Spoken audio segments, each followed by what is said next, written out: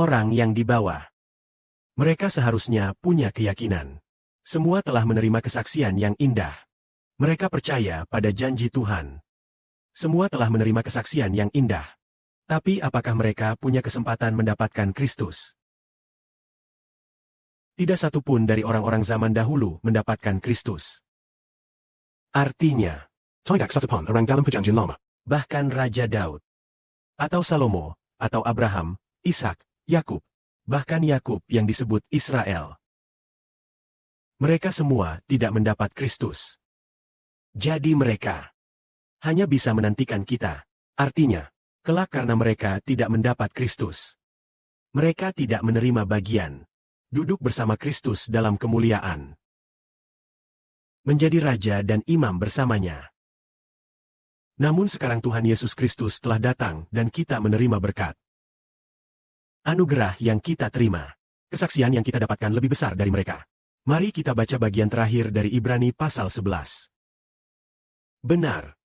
Orang-orang ini oleh iman mendapat kesaksian yang menyenangkan hati Tuhan. Namun tidak menerima janji masuk ke tempat kudus sorgawi. Karena Allah sudah menyediakan hadiah yang lebih baik di surga bagi kita. Tanpa kita, mereka tidak dapat menerima hidup kekal yang sempurna. Karena kehendak Allah adalah kita menjadi raja dan imam bersama Kristus di surga. Hamba-hamba Allah ini, tanpa kita, tidak bisa bebas dari dosa dan kematian. Artinya, orang-orang dahulu seperti Abraham, Ishak, Yakub, Nuh, Daniel, Elia, Ayub, banyak nabi yang terkenal. Hamba-hamba terkenal ini, karena iman, semuanya mendapat belas kasihan Tuhan. Dan mendapat kesaksian yang baik.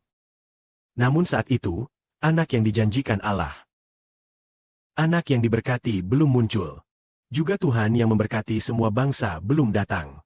Jadi orang-orang zaman dahulu ini, meskipun beriman, namun, mereka belum menerima Kristus.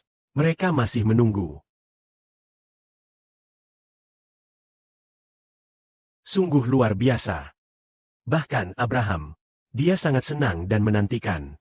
Tetap berharap akan seorang keturunan yang akan memberkati bangsa-bangsa. Namun selama hidupnya, dia tidak mendapatkan keturunan yang dijanjikan.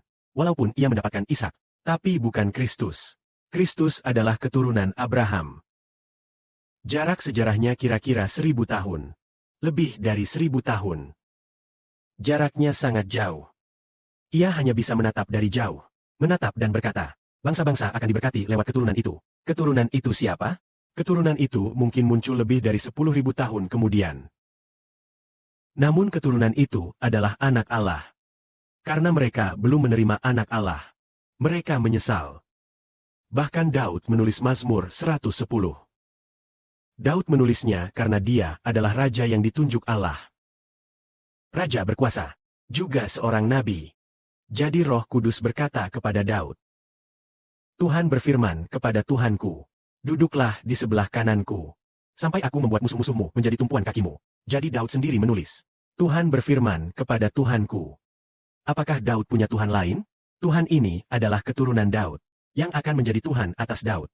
Sebagai nabi, Daud tahu, akan ada satu orang yang menjadi Mesias, yang menjadi Kristus, yang adalah anak Allah. Sangat ajaib.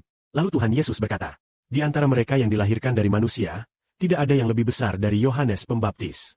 Namun, bahkan yang terkecil di kerajaan surga lebih besar darinya. Artinya, bahkan yang paling hina di antara mereka yang kelak menjadi raja lebih besar daripada Yohanes Pembaptis. Jadi, kini kita telah menerima anugerah dari Tuhan Yesus. Tuhan Yesus telah datang. Lalu, dia telah menebus dosa umat selama beberapa hari. Dan telah ditetapkan di atas salib. Lantas, apa yang akan dilakukan oleh orang-orang rohani ini kelak?